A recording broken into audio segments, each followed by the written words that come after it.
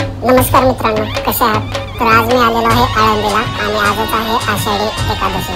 तर सर्वांचेच आज आषाढी एकादशी असणार आहे आणि महाराष्ट्रामध्ये जर बघितलं तर आजचा दिवस हा खूप मोठा आहे.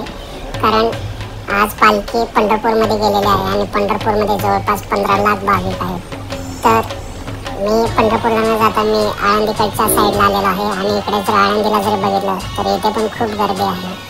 तर तुम्ही बघू शकता की आम्ही संध्याकाळी 6 वाजता इथे आलेलो आहोत आणि इकडे थोडासा पाऊस वगैरे येत होता आणि नदी काठाच्या जर ठिकाणी जर बघितलं तर असे लोक किंवा भाविक आलेले आहेत आणि प्रत्येकजण इथे येऊन आपल्या देवाच्या चरणी नतमस्तक होत आहे. तसेच काही जण इथे या पुलावरती येऊन वगैरे बसलेले आहेत विरंगुळ्यासाठी. आणि जर इकडचं वातावरण ते जर बघितलं तर एकदम भक्तिमय झालेलं आहे. थोडंसं मी हे झूम करून दाखवतो.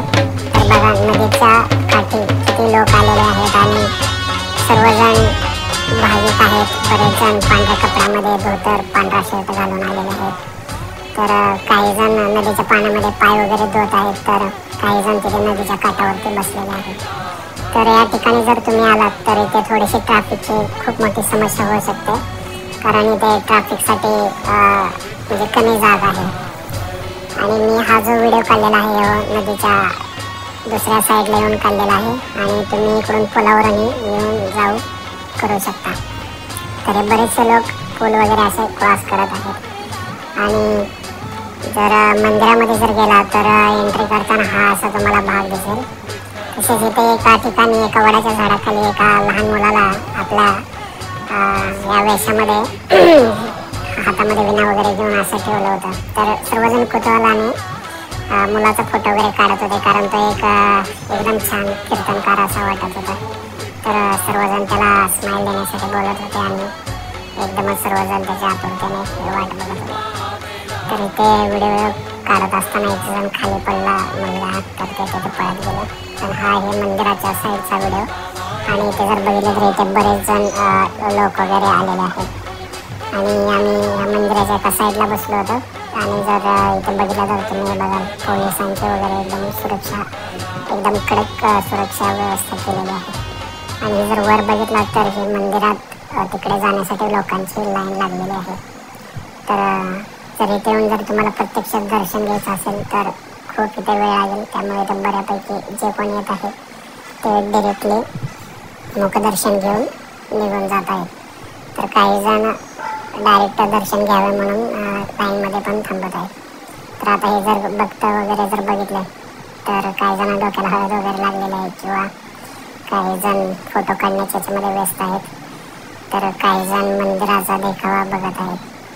तर हे मंदिराचं कळस अशा प्रकारे एकदम भारी दिसत आहे. तसेच सध्या पावसाचं वातावरण असल्यामुळे बऱ्याच ठिकाणी मंदिरावरती हे तळवट वगैरे लावलेलं आहे जेणेकरून तिथं लोकांना व्यवस्थित निवारा वगैरे मिळतं. आणि हे आहे झाड, वडाचे झाड, ज्याचं इथे काही ना काही एक वैशिष्ट्य आहे. तर तुम्ही या मंदिरापाशी आल्यावर तुम्हाला येथील कुठला भाग व्यवस्थित वाटला आणि तुम्ही कुठल्या ठिकाणी थांबता जेणेकरून तुम्हाला तिथे बसल्यावर व्यवस्थित वाटतं. कारण बरेचसे भाविक तिथे येतात बसतात आणि त्यांना असं एक वेगळंच समाधान वाटतं इथे. तर मी हा व्हिडिओ स्लो मोशन दाखवला तर तुम्ही बघू शकता की काही जण हे फुगडे पण खेळतात. तर हा इकडून मंदिराच्या साईडकडून काढलेला व्हिडिओ. तर इथे बरेचसे भाविक आलेले आहेत आणि ते नदीच्या पाण्यामध्ये हातपाय वगैरे धुतात जेणेकरून त्यांना ते पवित्र वाटलं जातं. आणि तो एक पवित्र भाग आहे.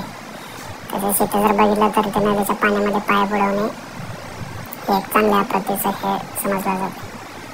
सध्या खूप मोठा पाऊस आल्यामुळे इथून पुलावरून पाणी गेलं होतं त्यामुळे इथे बघितलं तर बरेचसे गवत वगैरे पुलावरती अडकून बसलेलं आहे आणि त्याच्यामुळे तुम्हाला हे दिसून येत आहे. तर एवढे भाविक असे दिसत आहेत नदीच्या किनारी. तर हे आहे आळंदीमधील ठिकाण. तसेच हा नदीचा पूल जर बघितला तर तुम्हाला तिथे गवत वगैरे दिसेल. पलीकडच्या साईडचा आहे तो मोठा पूल आहे. तिथून शक्यतो पाणी वरून जात नाही त्यामुळे तो सेफ एरिया आहे.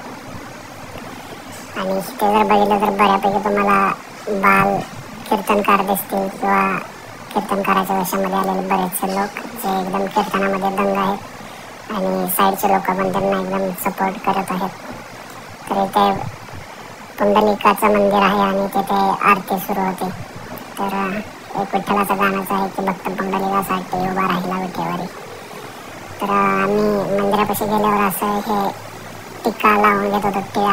तर हे आजोबा होते, तर त्यांच्याकडे एक तो शिक्का आहे, ते शिक्का लावून त्यांनी टिळा वगैरे लावतात आणि एवढे वयस्कर आजोबा असून सुद्धा ते भाविकांची सेवा करतात. आणि एक खूप मस्त वाटलं की त्यांच्याकडून ज्यावेळेस आम्ही अशा प्रकारचा टिळा लावतो आणि हे मंदिराच्या समोरच आहेत, त्यामुळे त्यांच्याकडून नक्की असं काही ना काही मदत करत जावं. तसंच तुम्हाला जर काय घ्यायचं असेल तर तिथे खेळणे वगैरे हे ते पण आहेत.